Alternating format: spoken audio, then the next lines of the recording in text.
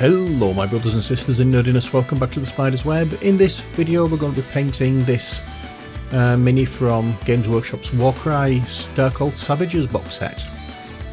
And we're going to be starting off with the skin tone, so Ruby Skin is the first paint we're going to be putting down onto the palette.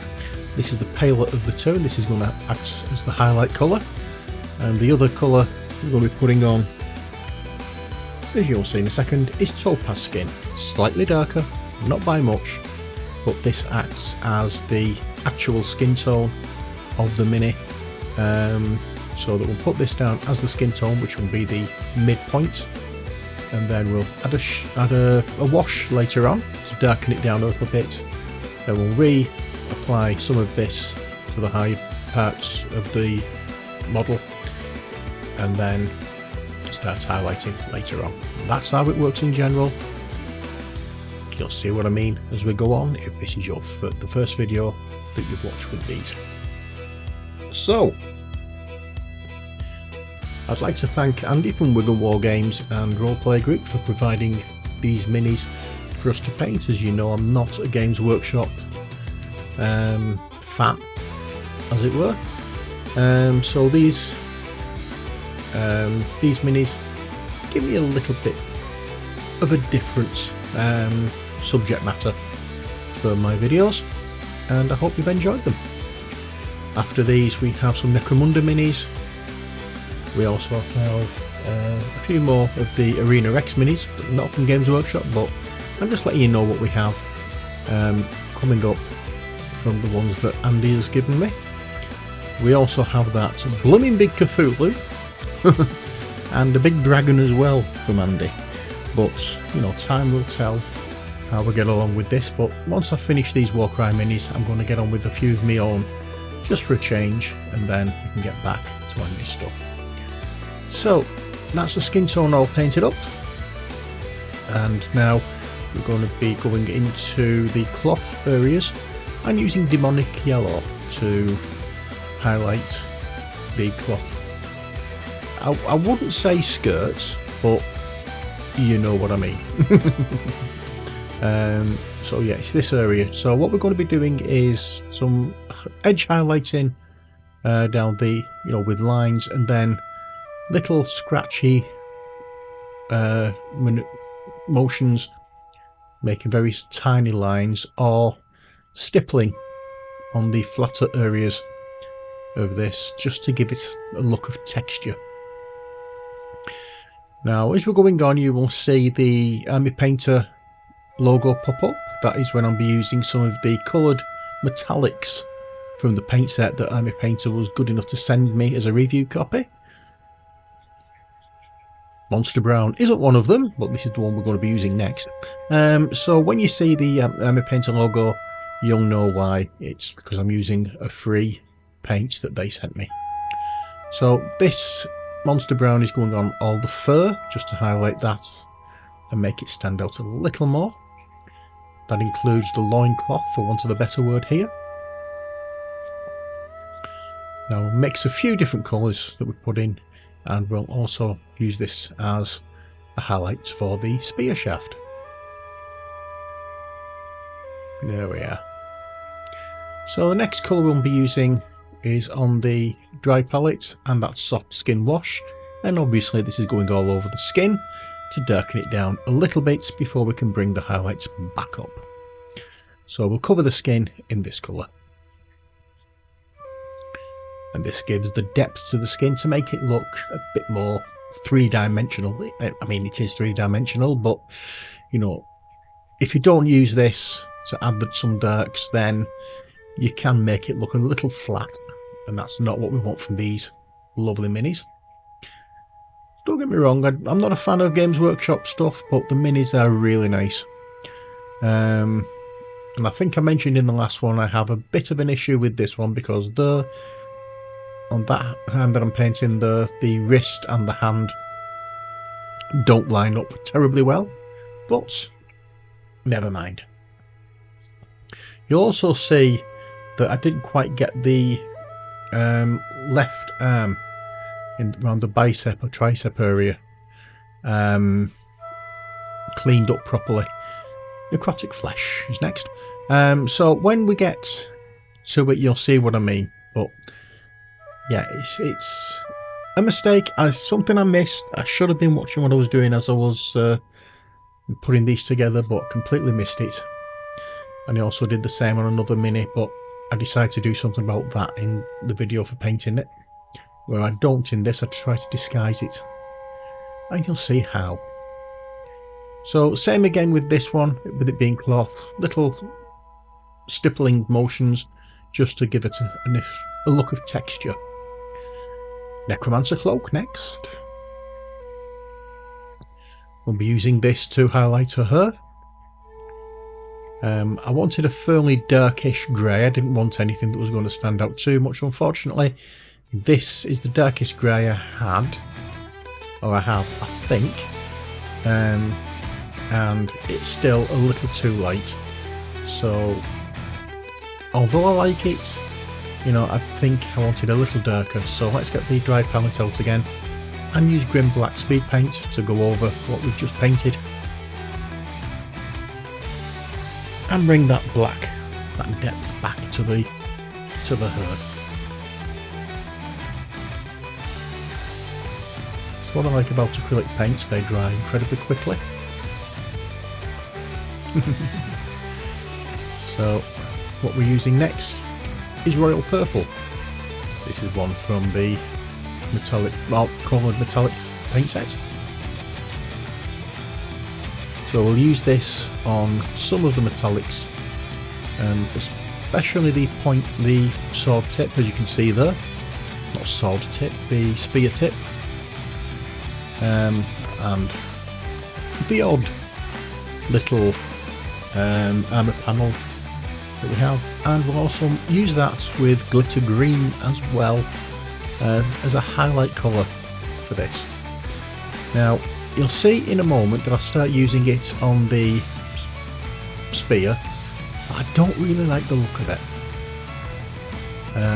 So what we'll do, clean the brush out, give it a good dry, go back into the purple and cover it with purple, and then rinse the brush out again, give it a dry, go back into the green and do the same again that we just did with the green. Unfortunately it didn't come out too bright, so we'll dry it off a little bit more and then we'll go back into it, and there we have it. That's just how I wanted it. It looks like it's a colour shift paint, but it's not. So I've seen another little brooch or something on her top, which I'm going to be painting in this colour as well. So purple around the outside and green on the inside. And that's that for the time being for the metallics. So we're now going to leather brown, and we will be doing, surprisingly enough, leather with this.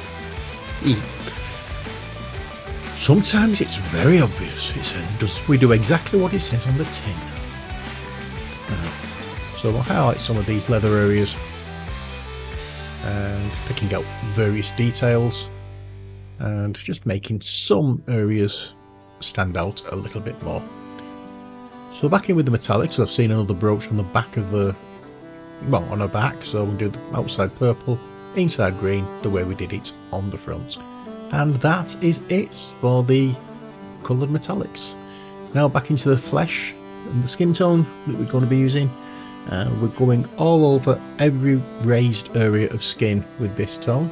As I said, this is the actual skin colour, or this represents the actual skin colour. Recesses are covered by the wash, and then the highlights just show where light is reflecting from the skin. But this is actually what a skin colour would be. So that's the basic mid-tone of the mini.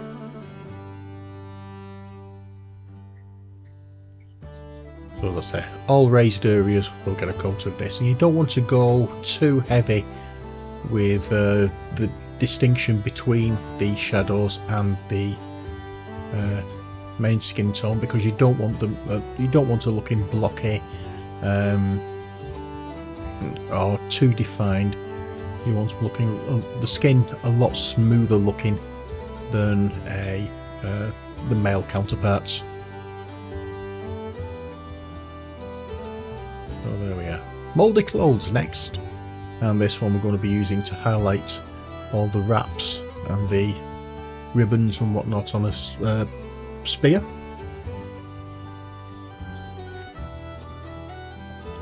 It's a tough job, this. Yeah, there's that much to do, and I've really put way too much paint on there. Plate mail metal next, not one of the coloured ones. This is one I bought myself. I just want a little bit of this because there's only a very small amount of metal we're painting with this. So we have this part around the wrist, the edges and the studs, and this wrist guard as well, and a few buckles and whatnot around her clothing, and the belts and whatnot, and that's about it really. Nothing much more to do, but we will find something later on. Now going back to speed paint and blood red. I wasn't sure what this, for want of a better phrase, belt buckle is, but I've decided I'm just going to paint it red and leave it at that. Yeah, take the easy way out. Not a clue what it was, so that's what I'm doing. I found another little couple of bits that I can paint metallic, like this. There we are. That's that thing on her arm that I was saying about that I missed when I was cleaning her up while making her. So now we're going to mix in the two skin tones together to make a mid-tone between the highlight and the base tone. And we'll add this as the first highlight. And as you can see, I'm keeping away from that chunky bit on her arm where I missed cleaning off. So I've made it look as though there's something metal stuck in her arm. So we'll be coming back later to do something different.